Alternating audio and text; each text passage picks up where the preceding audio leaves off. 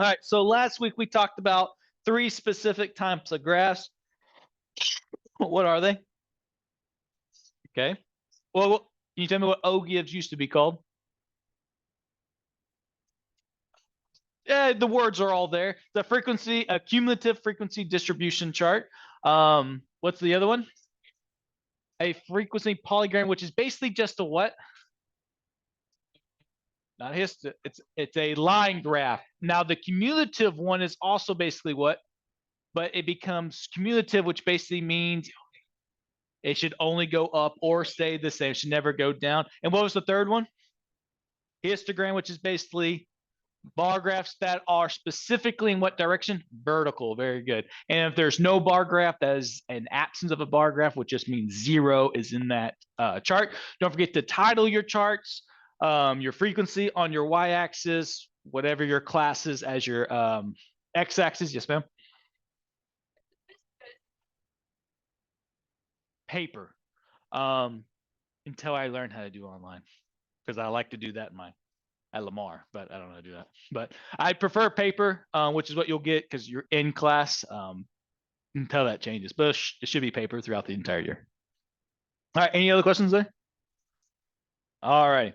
So today we're going to talk about some other types of graphs. We're going to talk about bar graphs. Bar graphs are what I picture them. Histograms, notice that they never touched. Bar graphs will be either vertical or horizontal, and they won't touch. I've also never heard of a part 2 charts, so we'll look at those. Or pair 2, maybe that's just a table. Time series graphs, never heard of those. Pie graphs, those are obvious. Those are the circles that have pie shapes in them. And then dot plots, those are going to be like your scatter plot type stuff. And basically, a dot plot is the same thing as a line graph, but we don't connect the dots.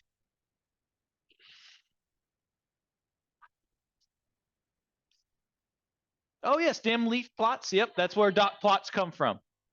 So what we'll do is we'll have like a 4, and then we'll put 5 dots, but we won't connect them.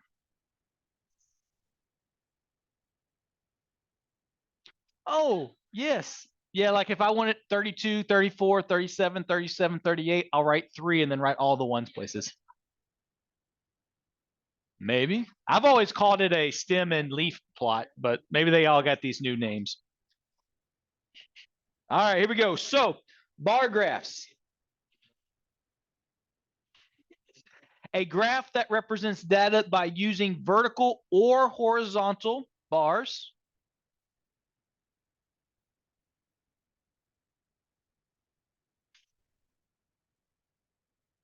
With heights or lengths representing frequency.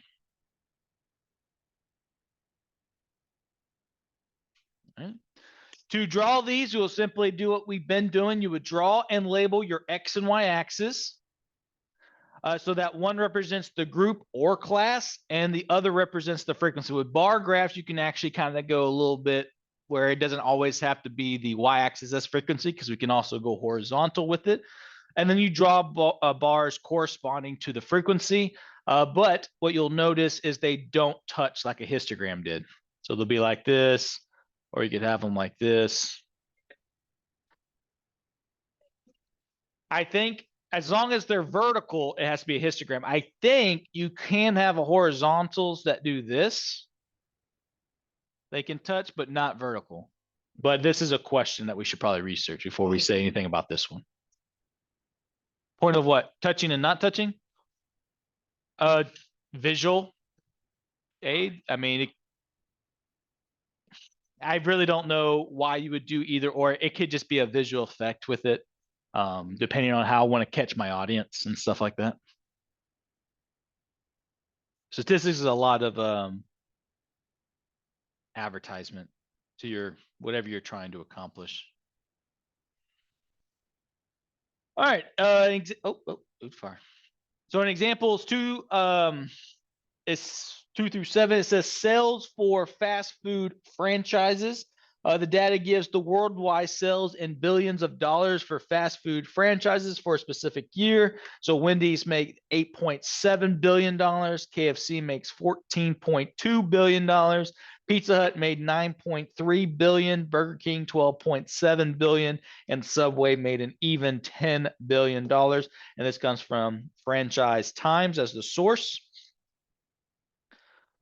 So you'll see in this next part here some examples of some bar graphs, but notice again, they did not touch, and that's where I'm going to lean on, is that they just physically just don't touch. But you can see that I have my my classes right here: Wendy's, KFC, Pizza Hut. These are my nominal, because it has an N, right? Nominal data right here. And then here is the frequency in billions of dollars. Someone sounds, man. And then we just basically just like we did with the histogram, we just have spaces between them. All right. Sideways, again, maybe this just looks like a better visual aid. But again, you asked that a very good question. What gets my point across? Maybe right here, I want to show that KFC is better than everybody else. Or maybe over here, I want to say Pizza Hut ain't that far off from everyone else, right? So both of these kind of can infer two different things on whatever I'm trying to approach to. Right? So it's all dependent on what you're trying to manipulate your audience and using math. One more time.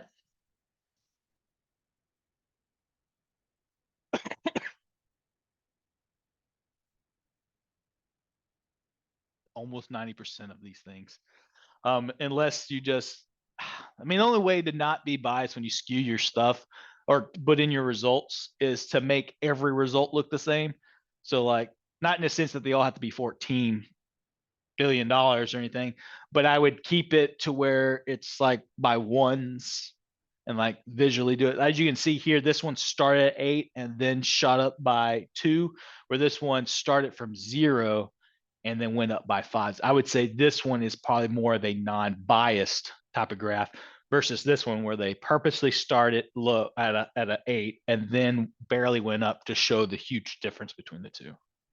So it's just really hard to get away from any type of bias. You would almost need, and so that's really what statisticians do. They're hired in from a different company. Basically, they don't work for the company; they just do the statistics, and so they look at this as a non. They have no part of the company itself. So when they are able to do this, they try to take some of that bias out by not having any part of it. All right, so let's find out what this is. I'm going to go with pair 2 charts. So it's a special version of a bar graph that represents the frequency distribution for a categorical variable. The frequencies are displayed by heights and vertical bars arranged from largest to smallest. So now instead of putting our classes randomly, we're actually going to put them in order.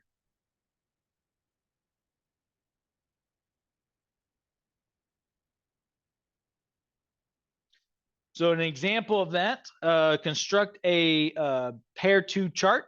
To create a pair 2 chart, use vertical bars and put the categories in order from the highest frequency to the lowest frequency using vertical bars. Make the bars the same width. And then arrange the data from the largest to the smallest by frequency. Units used for frequency scale must be equal in size. Then construct a pair 2 for worldwide sales. In example 2.7, include categories, labels, and the scale for the frequency. So when we look at this next part right here, it makes me sad that they did this all for us. It'd be cool to build a lot of these. It's the next one. Or at least it looks like it is. Oh, nice. Well, that sucks. This is a bad table. Is that how y'all's got printed out? Yeah. We'll just make our own. Good. All right. So it did it for me, but I don't need it. All right. So, let's do our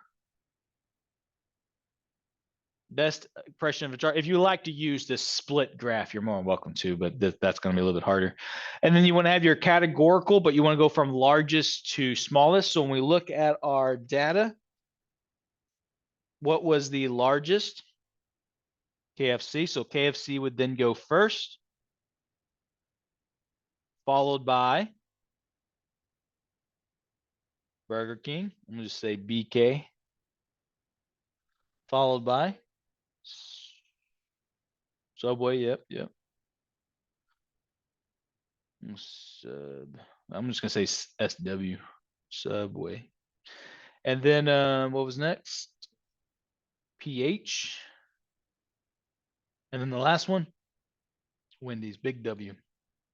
All right, so again, this is largest to smallest. And then we're just going to break it down. What units do you want to go by? I would say by 5. I mean, we got 14.2 as our largest one. It does go by 8.7, but I like that other horizontal graph as well. So we'll say this is roughly 5. Try to keep it the same distance when you're creating it. This is 10. This is 15. And then roughly, I know we won't get there, but this is 20. All right, and then let's kind of put our stuff. So KFC was how much? So that was probably about right here. Look like I'm promoting what company right now? No, McDonald's. All right, Burger King is about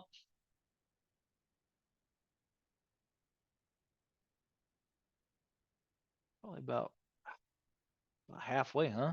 12.7. Would y'all say about right there, give or take? All right, again, try to make your bars about the same width. You don't have to add these lines. I just years of doing this makes me want to do this. And then Subway was an even 10.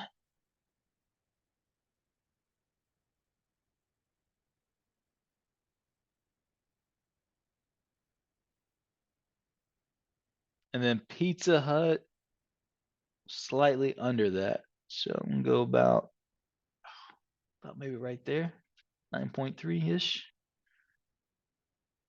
Maybe I could go a little bit further down with it. And then Wendy's, 8.7, 8.7, slightly above the middle. So here's the middle. So I'm gonna slightly go above it. I'm gonna say about right there, give or take. This is a great time to also review a couple of things. One, what type of graph is this? Correct. But out of all of our skewness, which one is this?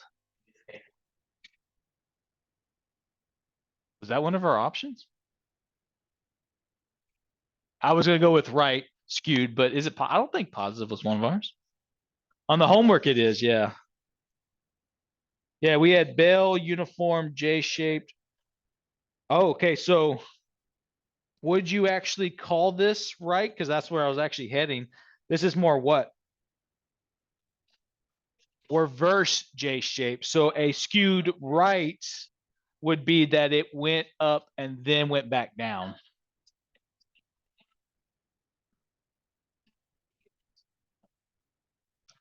This is a positive skewed. Yeah. So you look at it and you're like, oh, it's going down. So that means positive, right? Because it's going down. It makes sense. Yeah.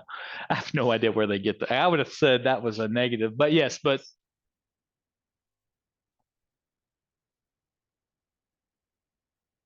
I guess.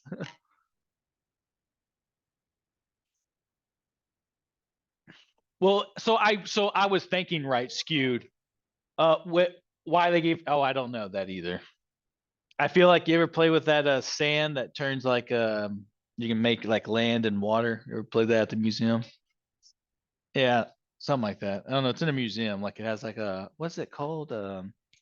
Sea level and contouredness of the land of something like that. Anyways, so you can push the land to the right and make land this way. So you're taking something from the right and pushing it up. I forget what that's called. It's something with geology. Yeah, like a way. Yeah. Stomped their foot and made it to, yeah. All right, a couple of things though before we can say this thing is officially done. We do need to do our proper labeling.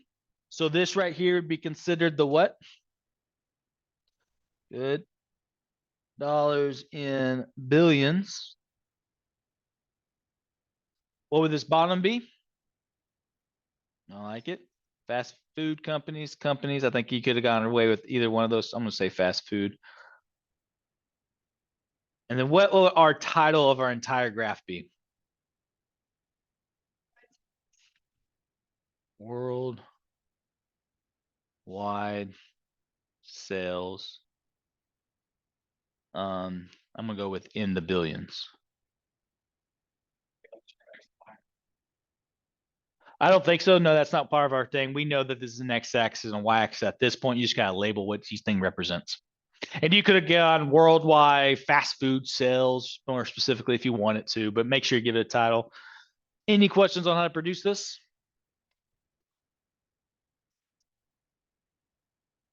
It can. It just depends. I would say yes, so that when you flip this, you still have your frequency going this direction and your categorical going this direction now. But you could technically do it in the reverse, but just I don't know. No, you can't. It would be a downwards, yeah. So yeah, you're right. It would have to switch. Yeah. All right. Any other questions there? That was a good one. All right. Thank you.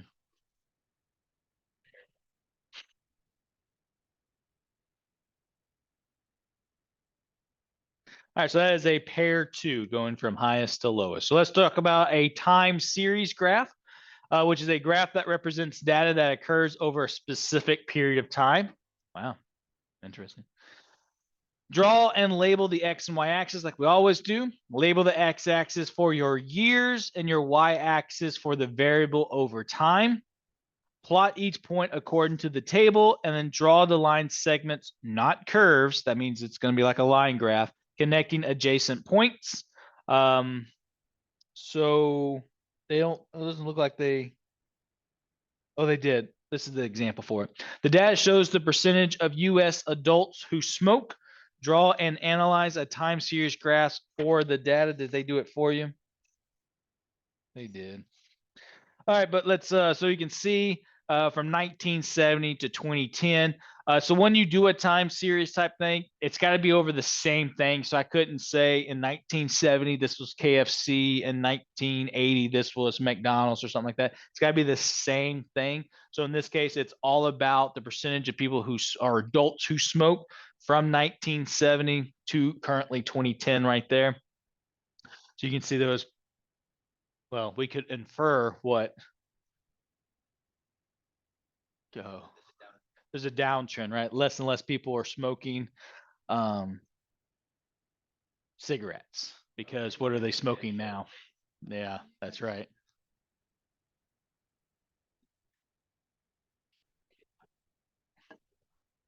Yeah, you can think of it like that.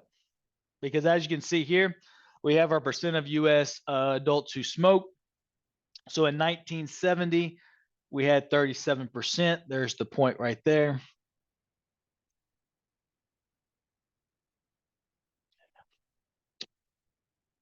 Won't let me do it from there. So there's my point. And then 1980 was 33%, which is about right there. And then we connected the points. We didn't put a curve in it. So that's what they're talking about with the line segment. In 1990, they put 25%, which is right there on the line. 2000 was 23%. And then 2010 was 19%. And then they just connect the dots. So you can infer here that it is definitely on a downtrend. And then you could also infer that it's probably a downtrend because what's increasing? Yeah, vapes. Yeah. The thing that was supposed to help you get rid of smoking comes to find out the studies say that vaping is worse than cigarettes. Oh, it did. It definitely did, right? So they got their title here, percentage of US adults who smoke, but we need to finish this chart off. What is my y-axis or x-axis going to be? Years. And then what's my y-axis? Percent of adult smokers. Yep. So you can see a time series is a lot like our frequency polygons and stuff like that. but in this case, specifically to time. Any questions there? All this pretty straightforward, common sense based. And again, it does have that little last there bit. It says there has been a decrease in the percentage of US adults who smoke over a 40-year period. That was just a straight observation, no inferring there. They're not saying that it looks like it's on a decline. It just says that it's just been decreased since then. So there you go. All right, so let's look at this next example here. It says amount spent on, oh, we're gonna build one this time. Woo. Well, y'all can see that top part. I don't either. All right, so it says the data shows the average amount of money spent by consumers on Valentine's Day. So you can see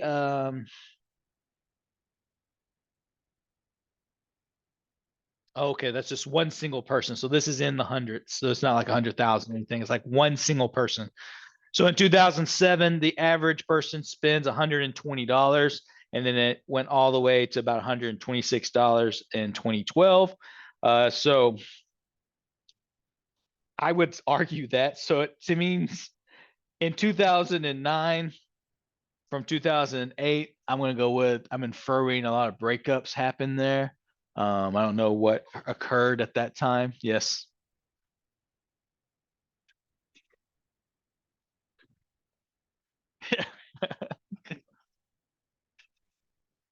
No, that's when he ended. No, oh, you're right. No, it is when he became president. Yeah. Oh, is that what you're going to put it on? Okay. Okay. Well, maybe that's, I mean, February is what is a couple months first of his term. Hey, well, no, they extend February. No, I don't know. Some of that stuff is kind of interesting to kind of infer from, like what happened there, and then we steadily started loving each other again, or something. Yeah, yeah. Maybe, yeah, maybe it was a good year. Like maybe inflation went down right here in Obama's first term or whatever, or maybe the conclusion of George Bush's or whatever it is. And then we saw inflation increase throughout time, or through 2012 at least. That could be another one. Yeah, weren't y'all mainly born in this time? 08, 07, or 08 babies? How old are y'all? So y'all been like 06, 07, right? Yeah.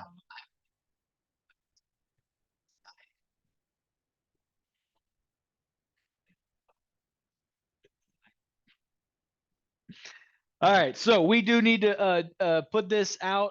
So what's going to be the y-axis? Years. So this is almost like your categorical. This doesn't have to have like by the same units or anything. We just write out the years.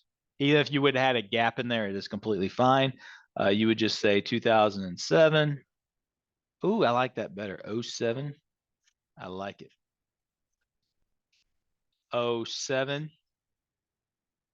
And then I'm going to specifically say in 2000 now, so that I can cover myself. 08, 09, 10, 11, 12, something like that. And then again, this does have to be even. So what do you want to go by? It looks like our small is 103 and our large is 126, but we got to start at 0 and go up. Tens. All right. Go away. There you go. I don't have that many lines. 10, 20, 30, 40, 50, 60. All right, let's see. 20, 40, 60, 80, 100, 120, 140. I could probably do 20s. 35, 35, 70, 100 and, huh? So on these time series, it has to start at 0, but in that those bar graphs, you did not have to. All right, I don't know, I'm gonna go 20s. 25, I think would have been a good one. 35 would have been a good one. Just make sure relatively the same distance.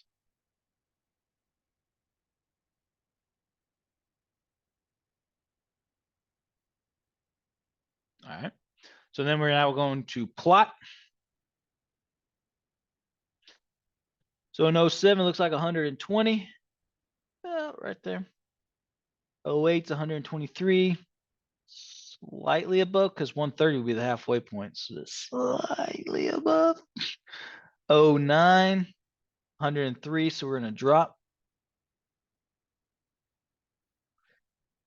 This is a lot harder on technology. About right there. 10, we'll say same spot. 11 was 110, so we saw an increase by $7. Oh, that's off the mark. 11. 12 would be 126. There you go. And then we're just going to connect the adjacent dots with line segments as best as you can. So we get something like that. And then I guess one other thing, what is this our y-axis going to be?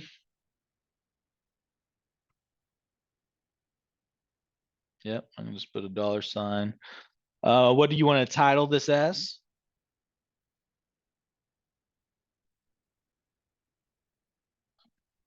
Okay, amount spent on Valentine.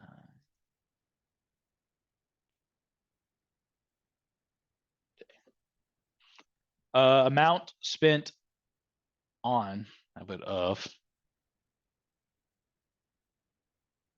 Valentine's Day. You could have said, I think another one would have been money spent by consumers on Valentine's Day. However you want to do that. Right. Just as long as it's relatively to the stuff that you have in your directions, there's not really a wrong answer there. As long if you're starting to put up there like something about Pokemon or something, then obviously that'd be wrong. All right, pie charts is what you see a lot. So basically it's a circle that is divided into sections or wedges according to the percentage. I bet's the word. And nope.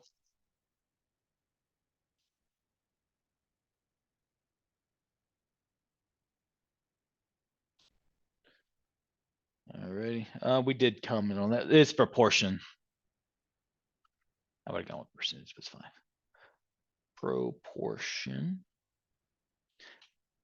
of frequency in each category. So basically, if it's 35%, what they're basically stating is this cannot happen on a bar graph. Let's say here's a bar graph. Let's say you have something like this that's like a 25, and then you have something like this, and you put 35. Obviously, that's not proportional, right? The 35 would have to be bigger than the 25, right? Or whatever the case might be. So it has to be proportional to everything else that's going in your bar chart, or not pie chart. So step one, divide the frequencies of each class to a proportion part of the circle. So they got an equation here. Take your F, which is your frequency, divide it by your total amount and multiply that by 360. That will kind of give you the area. Most people then take that and just multiply by 100. So if I have, I don't know, what's one that we just recently did with frequency yesterday? The coaches one, coaches salaries. Let's say I wanted to turn that into a pie chart and I wanted to see like maybe people in the 400,000s. I think that answer was like 4 or something like that. I would have to do 4 over, was it 30 coaches we looked at or 50? 30. So you would do 4 divided by 30, get that decimal, turn it into a percent, and then that would be the portion that you would put on there. So that's roughly 7.5%. And so you would make a proportional pie graph out of that. And that's basically what they're saying there. And then the next one, if it's bigger, she needs to represent something bigger.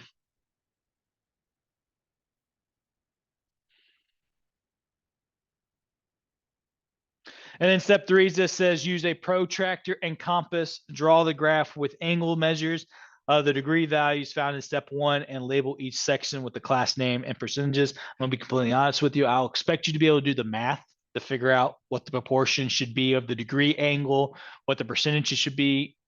But to draw it, yeah, roughly estimate. I'm good with that. But the math should be equal. Like if you get that 7.5%, let's say, multiply that by 360. I mean, you're looking at 0.075 times 360, which is going to roughly be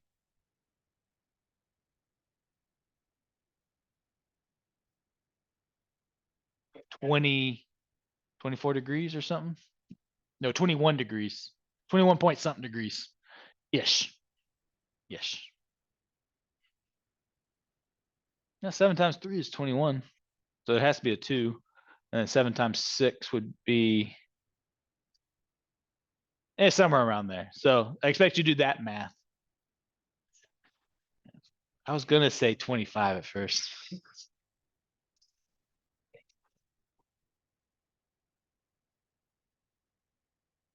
Very good. That's very good. Too good. Yep. It does. It has to equal 360, and the percentage you put on has to add up to 100. So, for instance, if you only have 2 things and you calculate one that's like, I don't know, 7 point something percent ends up being 27 degrees, then your other thing has to then be 93% and then also be 333 degrees.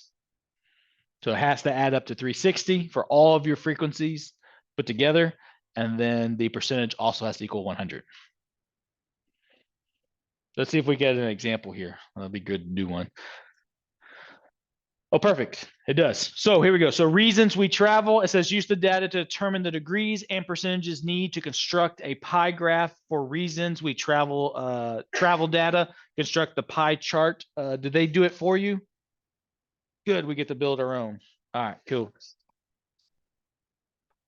Yes, you do get the blue ones. Yeah. And no, you get to do this with the blue ones.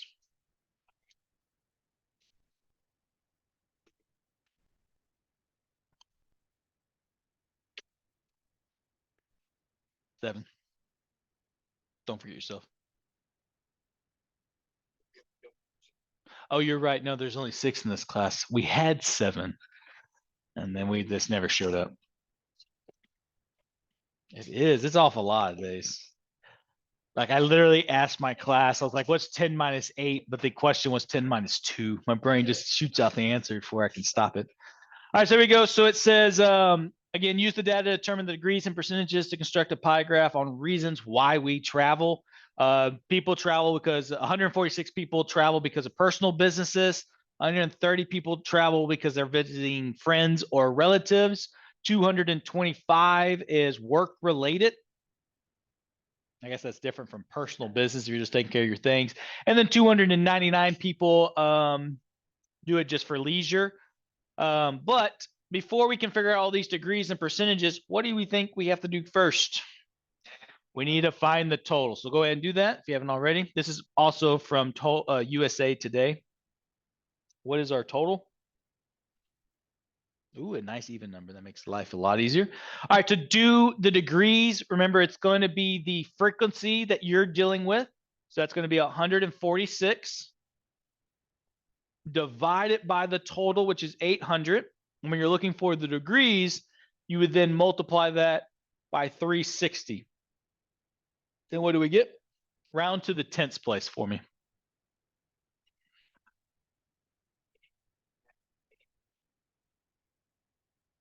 No, not percent, degrees. We'll get to that in a second, but you are correct. Degrees. We want the degree of the pie chart, which is out of 360, and then we'll do the percentage as well. One more time. Okay, perfect. So that's 65.7. Now, here's one thing that you probably got harped on probably by me last year, is when we had a degree, we always had to add the what to it. The little symbol. You do not have to do that in statistics as long as your category is called degrees. Then we all know that's degrees, right? So you don't have to add that little 0 above. And then we'll just run down the list. 130 divided by 800 times 360 gives me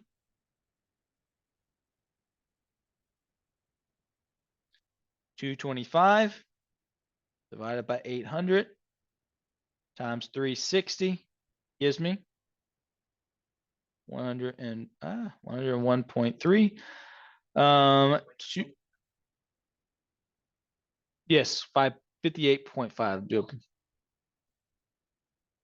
Yeah, that's what I'm doing. It just really depends on the directions. And if there's no directions, then it's really up to you on how you want to do this. I could have easily, if since there wasn't directions here, if I was personally doing this, I might want to go to the nearest whole degree, just so that when I do the math here, what's this all got to add up to? 360. So it might look better if they're all whole numbers. I really don't know. I just saw a lot of decimals and I was like, let's go to just one. And what's this last one? Oh, it does. So we are rounding. So we're approximately roundabout where we're supposed to be. I will say when I have to do statistics for this district and I'm running some numbers and I get to like 100 point something, I'm like, shave off a decimal here, put a decimal there. All right, cool. That's 100. So like, for instance, what I would have done is I probably would have said 134.5 because really and truly what's 134.6 and 134.5 going to do on a chart? It's not really going to make a big impact. So let's do that now.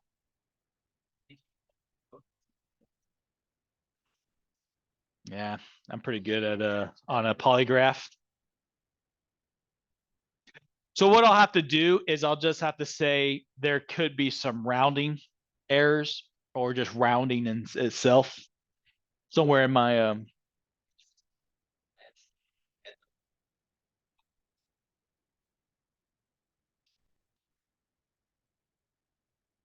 someone asked me today was like, what kind of math is this? Is this some math with clean numbers? And I was like, I mean, clean letters is what they say, clean letters. I was like, clean? All my letters are clean. I don't know what's that statement. Like, all right, and then percentages is almost the exact same formula, except for the differences. Instead of multiplying by 360, I'm going to multiply by 100. And then that should all add up to what? 100.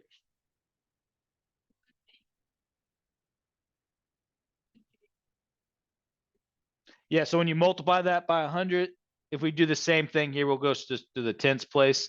We'll say 18.3%. We do not have to throw the percent sign out there because, again, the class right there is called percentage. So we know that that is our percentage. Huh? It does not count off. It's just you don't have to.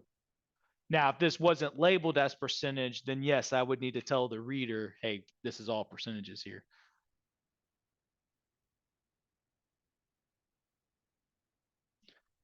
Did y'all already start the homework this week? Because I heard y'all talking about it earlier. What off period do y'all have?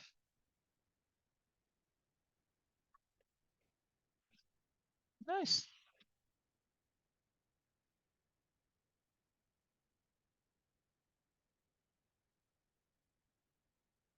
What y'all get for this third one?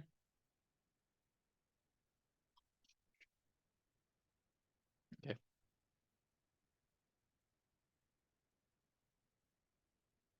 I will say, when you're doing work for me, you don't have to necessarily show the work. You can just give me the answers as well. But like in all math question or assignments, if you get it wrong with no work, then it's completely wrong. But if you do give me work, I can give you some partial credit. I can be like, hey, you just messed up. You multiplied by 10 instead of 100 or something like that. All right. And this last one, is that up to 100?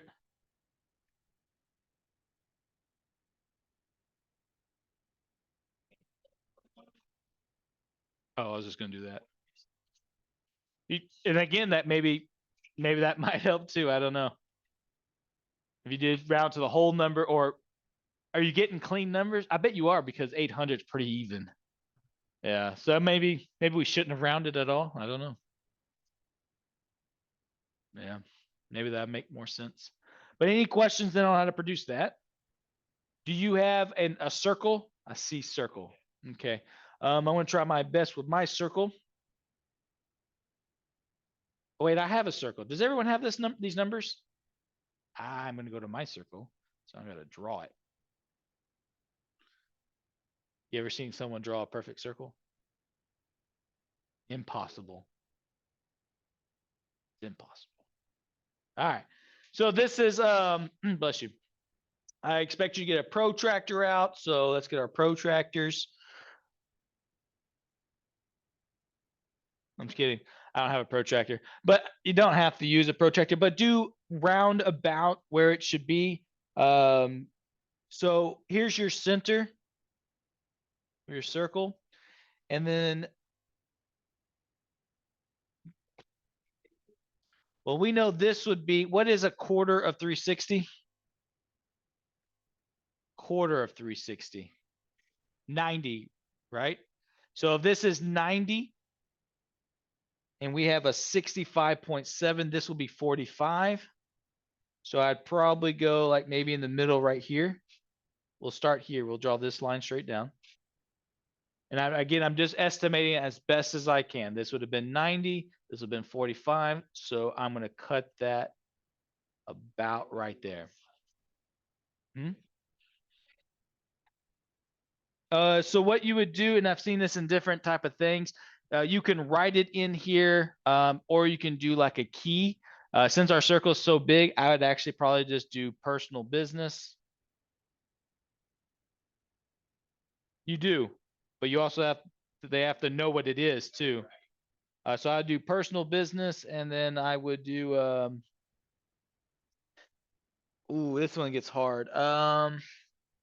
I've seen it in so many different ways. You can throw in what the actual number is, or you can throw in the percentage. I think the percentage looks better in a pie chart. That's the whole point of doing a pie chart. So I'm going to throw in 18.3%.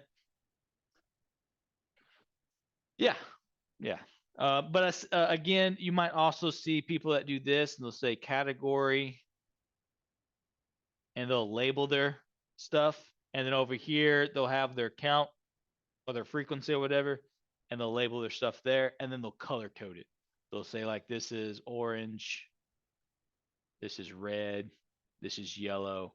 Or if you don't have colors, this is gray, this is dark gray, this is black, this is light gray, or whatever the concept. These are slashes, left, slashes, right, all the things that you do when you got it. But I think personally, this looks a lot cleaner if you have a big enough graph to plug in what it is and what the percentage is. To me, that's just clean. And then what was the other one? 58.5. All right, so this was 90. Well, so if this is 90, then we'll go this direction with it. 58. So that'll be 40. I think I'm gonna do a different color here. I'm gonna go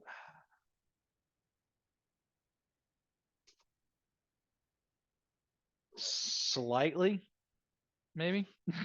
So this right here would then be your visit, friends, or relatives.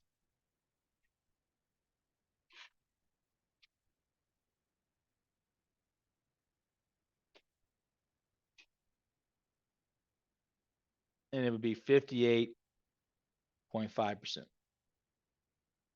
All right. And then our next one was work related.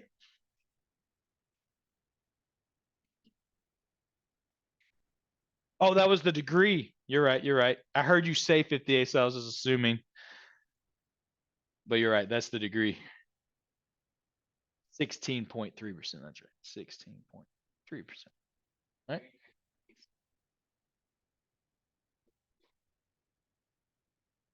So this one needs to be 100 degrees. This right here would have been 90. And then this right here, what's 58.5 minus 90? Or sorry, 65.7. That'd have been 15. 15. Okay, so it's almost perfectly straight down, but it's not. It's going to be slightly not straight down. Well, this right here would have been 90 right here. But then this right here, we roughly said was 65.7. So if I was to go here, this would be 90 plus the difference here, which would be 15, which would then be 105. So I need to be 4 degrees less than that. So I don't want to go straight down. I want to go slightly off. Like almost straight down, but like a 4 degree difference there. And then this would be your work related.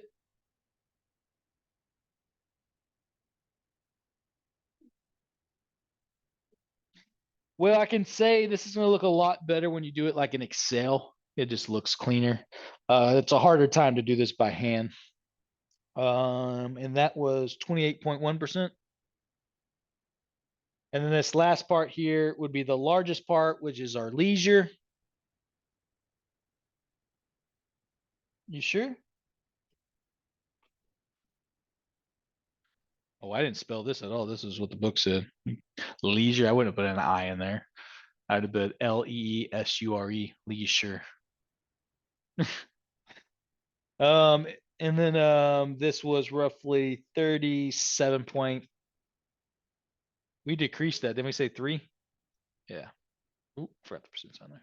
So something like that. Again, you do your best to kind of show, like someone should be able to see this and go, leisure is the biggest part. Personal bit, or sorry, my bad. Visiting friends or relatives was the smallest part. It's a lot easier to do this with programs. And I'll show you what they have here just so you can have a better idea. Like this is done through in a program right there.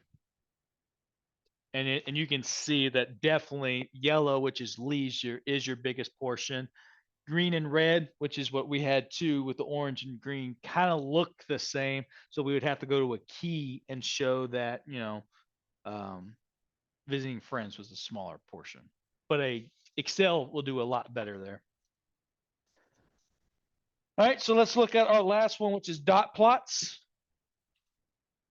Dot plots are probably what you're more familiar with as a stem and leaf plot.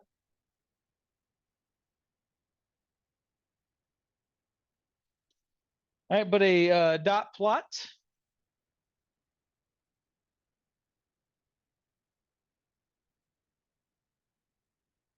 is a statistical graph in which each data value is plotted as a point above the horizontal axis. Find the lowest and highest data values and decide the scale to use for your horizontal axis. Draw a horizontal line and draw the scale on the line and then plot each data value above the line. If the value occurs more than once, you'll just plot more for that frequency, and then kind of go from there. Did they do it for you, or is this something that we have to do? Dang, damn it. I like it when we do it. So kind of looking at all this, you would draw a horizontal line like a number line. And this says teacher strikes. So it says in Pennsylvania, the number of teacher strikes for the last 14 years are shown, and they want us to construct a dot plot for it. So here's all of the teacher strikes that's gone on in the last 14 years. Then I guess so. I'll finish this off tomorrow, and then we will talk about the paired data and scatter plots as well.